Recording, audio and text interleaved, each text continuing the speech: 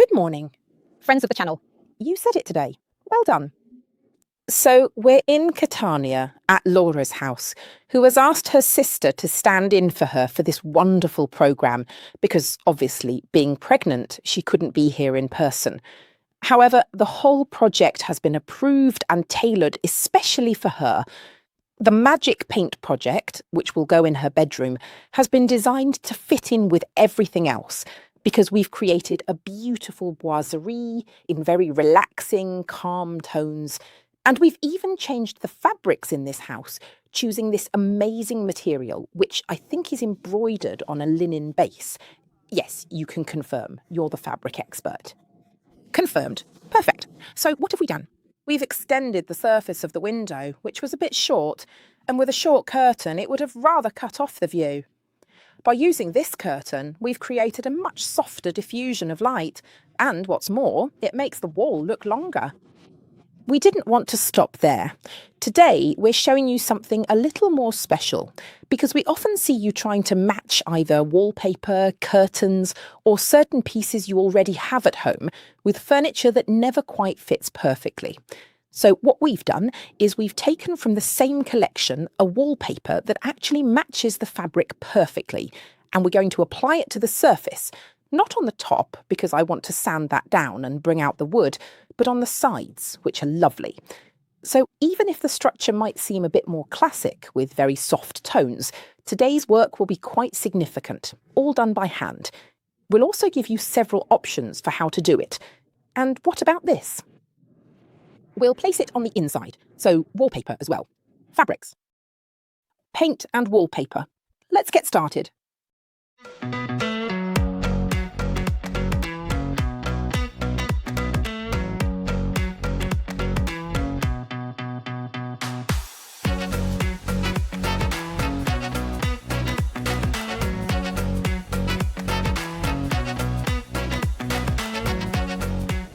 Let's start by sanding the top surface.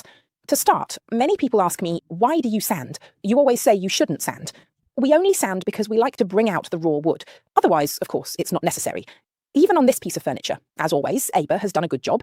We did it several times. And inside, we've done some proper work. But we'll talk about that later.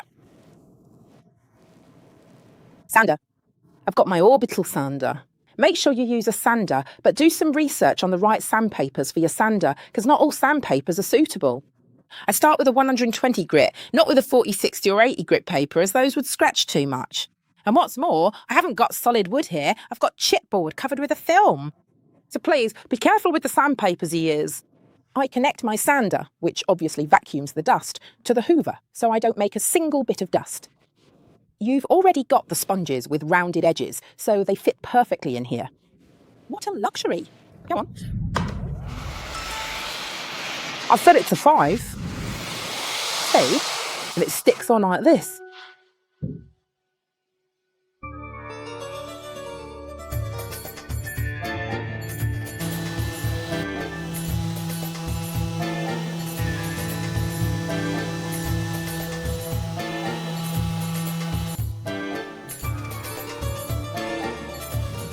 Emma, do you see any dust?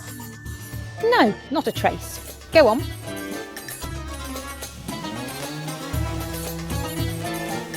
As you can see, the main surface area is now finished, but we are starting to work on the edges with the round sponge. Just take a look at how much dust settles, and have a look at how much is in the air. Having used the sander, there's no dust at all. So please, pay attention to these details. It's not a small thing.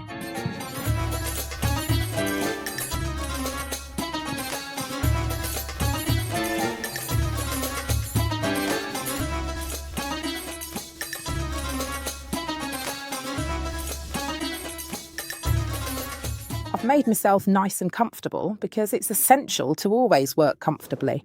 If you're comfortable while working, you can spot the little flaws and do a good job on the legs and the parts underneath.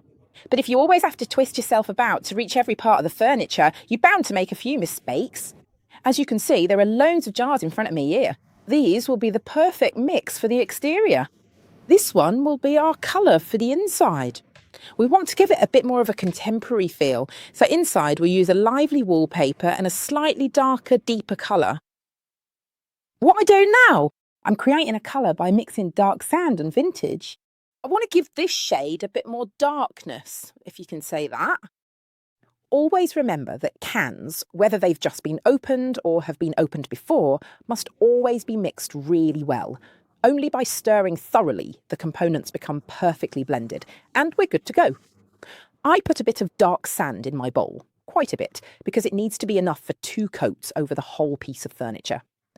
How do I recreate it if I run out? Use the scales. So if you've put in 100 grams of dark sand and 2 spoonfuls of vintage, you know you can make it exactly the same again. Otherwise, you can weigh both the dark sand and the vintage. For example, 100 grams and 30 grams, so you can recreate it exactly. One of those little kitchen scales is handy. Emma, help me choose the perfect shade. Okay, go on and stop. A bit of vintage. As always, I stir with the brush because it helps me mix the colour well, even scraping the bottom of the cup. This step is anything but trivial. Obviously, you need to be careful not to get the whole brush dirty or the ferrule, because otherwise it gets a bit messy. You can see I've darkened it slightly, but it's not cold. It has a very pleasant tone, because remember that our vintage isn't cold. What do you think? Should I add more? Yes, I'd add some more. There we go. I think we've got it. Yes, we've got it. Obviously, you need to mix it 100%, otherwise it will remain marbled. Instead, we want a lovely, smooth, perfect colour. Where there's a recess, I use the pointed brush. On the smoother parts, I use the Elizabeth brush, which gives me a nice brush stroke. Today, I don't want a brush stroke that's too streaky or too textured, because for the technique we're going to use on this piece of furniture, I need a slightly smoother texture. Now I'm loading the brush. Always remember that brushes have a reservoir inside, and you should make use of it. If you hold them by the ferrule, you'll strain your wrist less, and it'll be easier work. For the edges, the pointed brush, whether size 2 or 4, so larger or smaller, is absolutely fantastic, so make the most of them, because they're exceptional. And voila! You see how, with a single application, I get right into the mouldings with absolutely no effort whatsoever. 0 effort, honestly. Before it dries and those unsightly grooves remain, go over it straight away with the brush and smooth it out.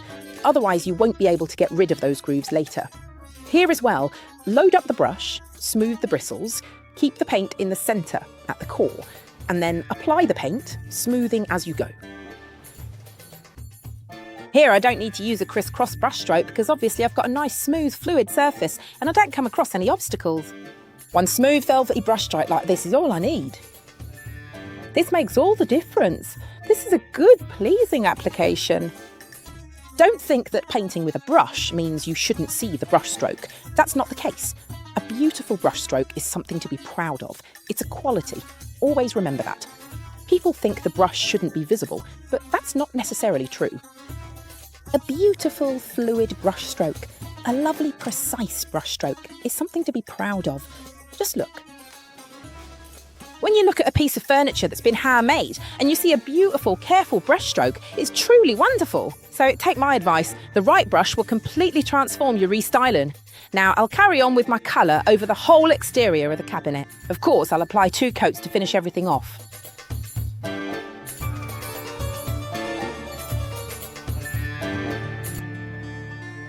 Inside, I'll put the paper here, here, here, and here. Where I don't put the paper, I'll paint. But first, I'll use masking tape, because masking tape helps me achieve a neat finish. That way, I know exactly where to paint and where not to paint. Being neat, precise, and tidy is something to be proud of. So please, don't go and make messy, untidy brushstrokes. Up to here, I'll paint with the exterior colour, including the whole frame, while the sides will be painted with pepper blue magic wall.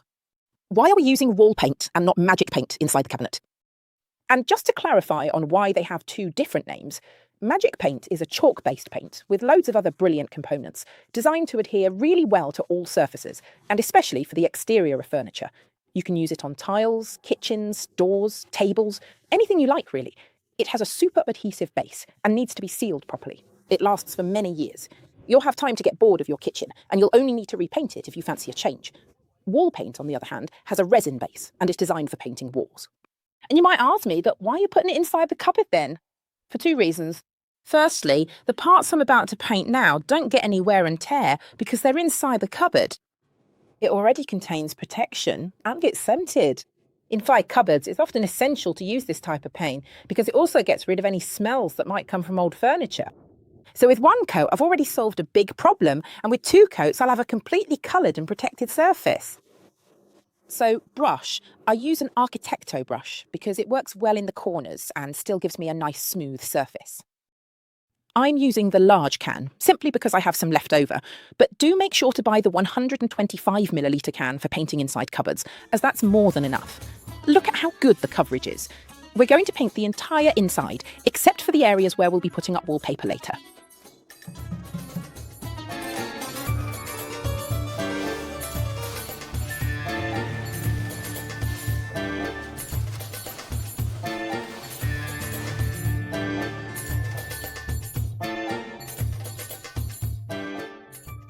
For the second coat, I always make sure to load my brush well, making good use of the brush's reservoir.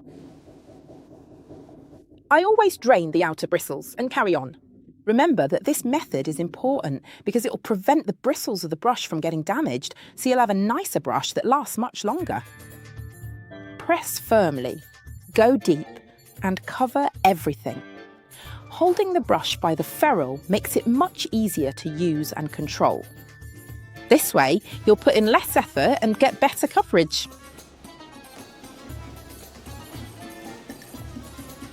And I carry on. Crisscross brushstrokes, which provide a full coverage. Press down, mind you. That way you get better coverage. I reload it. Always use horizontal brushstrokes.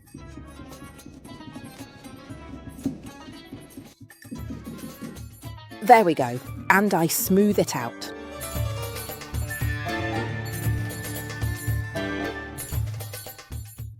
I remove any little droplets that might be there, and there you go. Remember, never start on another side until this one is finished. I carry on. I've already prepared the wallpaper paste in my little cup. How do you do it? You mix the powder with water. As you can see, it's very gelatinous.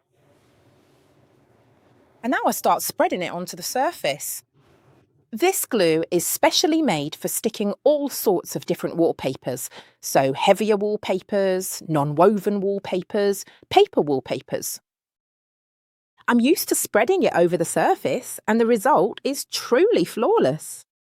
I don't just apply it to the base, which I'm doing now, but I spread it over the entire area that will later have the paper. So the base as well. I've decided to change the paper. I like this more. I find it matches better both with the colour of the furniture and the style I want to create. So don't mind, but I'll be using this one. I gently place it onto the surface. You should know that this is a very, very durable wallpaper. It's vinyl. Very strong, so I'm absolutely not worried about damaging it. I make sure it sticks well to the surface, and I already have a spatula and a microfiber cloth ready. I press down, but not too much, because I still want the glue to be completely absorbed by the paper underneath the wallpaper. When you get to the corners, if you have a little issue like this, where the paper slightly overlaps, I do this. I trim it slightly and make it stick to the step. This way, it will be really precise.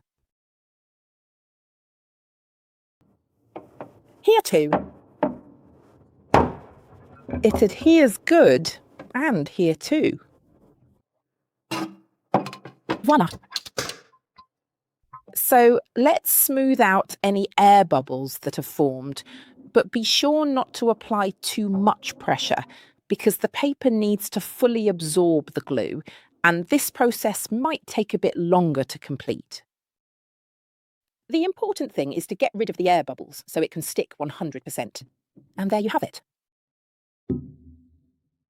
Now I'll carry on and do the other shelves.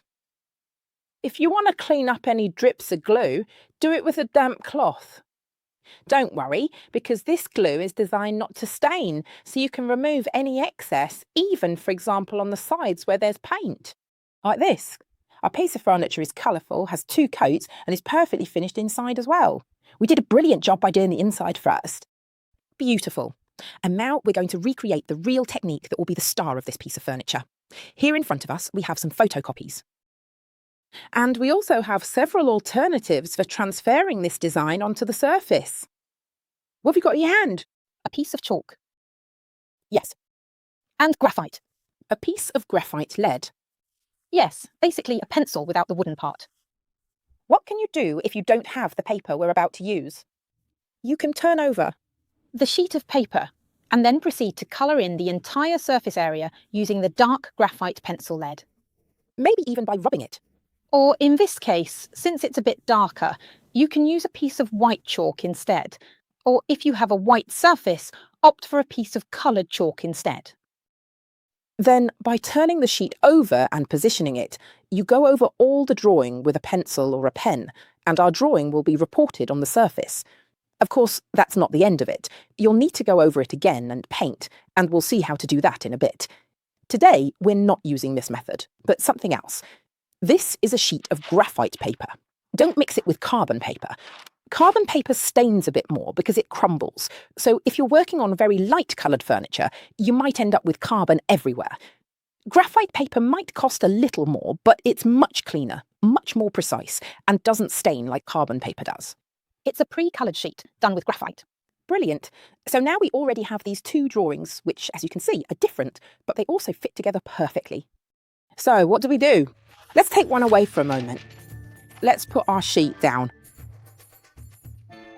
We'll secure it here. Here as well, please, so it doesn't slip.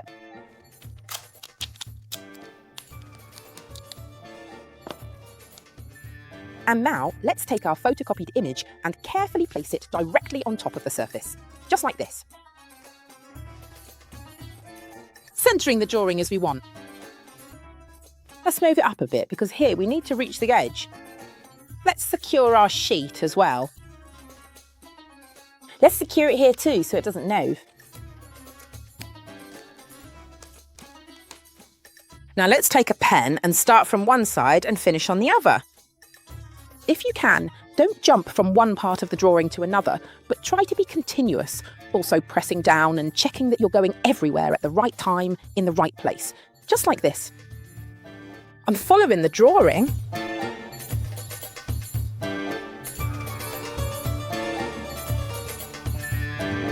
Let's have a look and see how it turned out.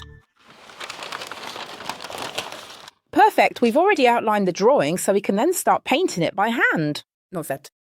I'll carry on and do the same thing on the other door, and then also on the sides. As you can see here, there's another sheet, not the one from before, but with the final colours that our drawing will have in a bit. First, we'll do the whole base with a background colour, and then add highlights using very watercolour-like shadows. I've taken a pointed brush, specifically a size 10. I'm using pure colour here. I've cotton here, and I'm going to sweep the brush across the area where I had previously gone over with the graphite paper and pencil. I need to try to be fairly precise, and then I also need to fill it in. I'm obviously not worried if I remove a few spots, because I'll still have me drawing as a guide to carry on. So now I'll fill this thing here. Obviously, in some places, I'll be able to see the line underneath. I'll go back and work on it on my across the whole surface, and then also on all the sides.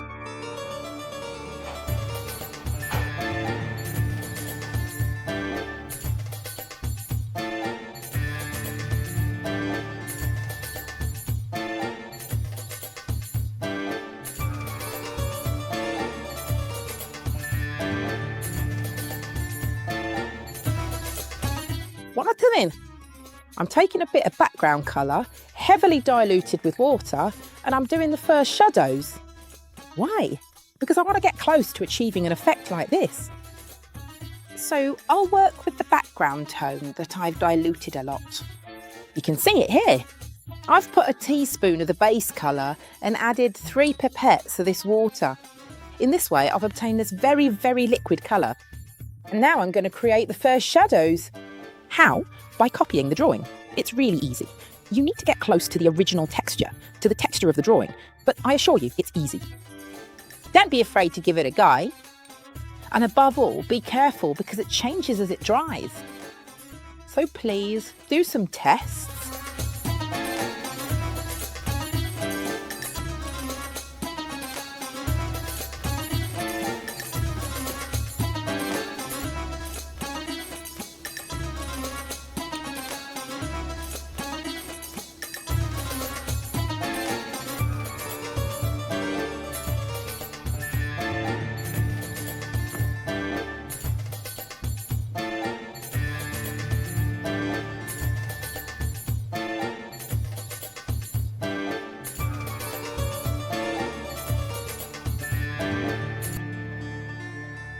What I'm going to do now is add a bit of decorative trim to finish off the wallpaper. I carefully apply a small amount of hot glue directly into the corner, and then I proceed to place my decorative trim. You can use this trick, especially when your furniture is slightly uneven and the wallpaper isn't sitting quite as it should. This way, we can achieve a perfectly straight finish on even the tricky little corners that haven't come out quite as neatly as you'd hoped. In this case, it's mainly an aesthetic matter. I carry on all over the surface.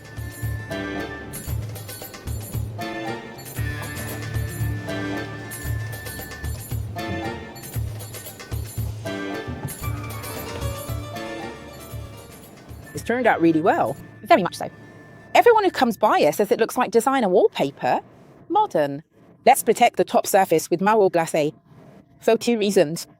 I want to darken this surface a little, and I want to get rid of this white tint, which is reddish, because it has a slightly reddish hue. I'm doing it with Marron Glacé, satin finish version. I still need to dilute it, so I put a little in a cup. In a container, I've already stirred it very well. Make sure you do the same. When you open this protective coating, you must stir it thoroughly because the pigmented part settles. And now I dilute it quite a bit because I still want the wood to absorb it.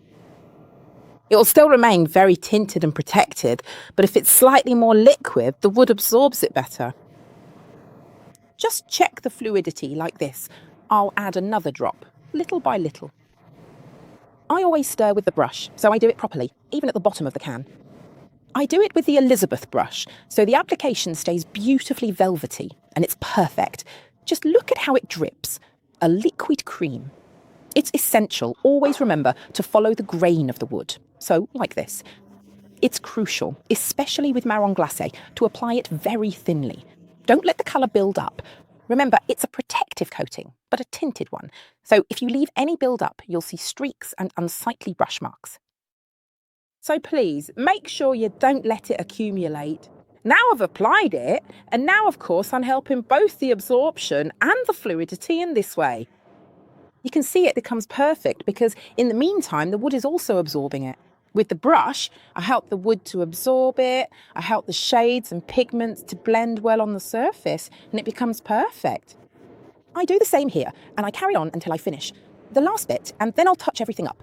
It's absolutely crucial to do all the finishing touches properly, especially the edge. Don't forget that. As you can see, it's been absorbed a bit because the wood has soaked it up. And it's also been absorbed because it's warm here and it dries quickly.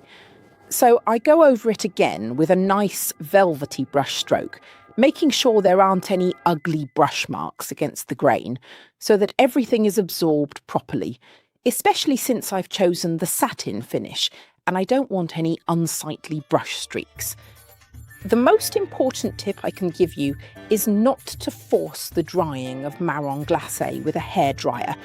Let the wood absorb on its own, because this way the wood has time to absorb and perfect itself. We refine the edge so that there are no burrs or dricks.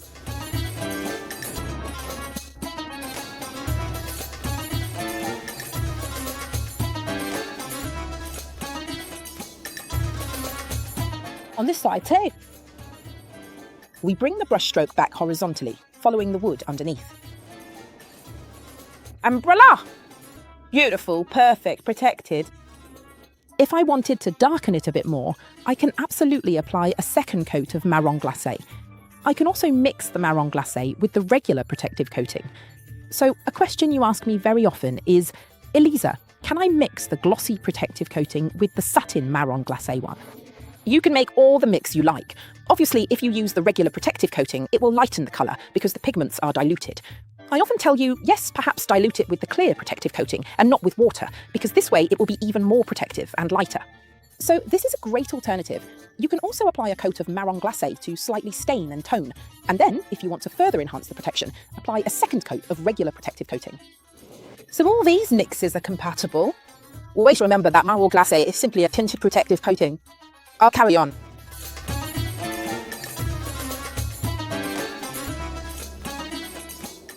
Let's apply a nice coat of matte protective coating all over. I've chosen the matte protective coating so it can really go in any room without any worries, and the matte one won't be visible. The design will look completely natural.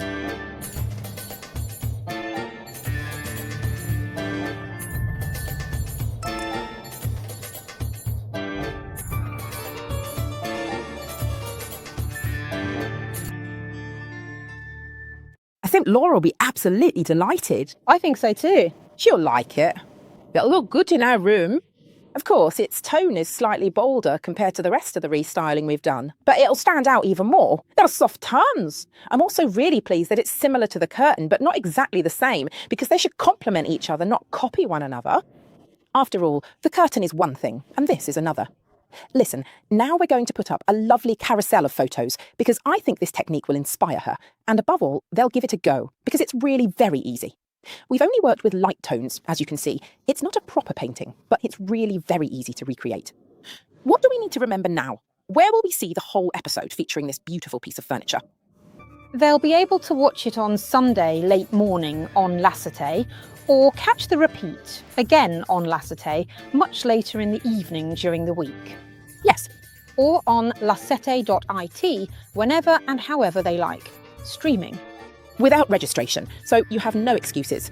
But where can they find all the products we've shown in this tutorial? On the website magicpaint.it, or from authorised retailers, which you can always find on the magicpaint.it website in the retailers section, divided by region. Or there's a handy map. Just type your town into the search and you'll find the retailer nearest to you. The nearest one, the friendliest one, whichever you prefer. Where shouldn't they go to find Magic Paint? On Amazon. Thank you. Now we'll say goodbye and, well, we hope you like it. Goodbye. Goodbye.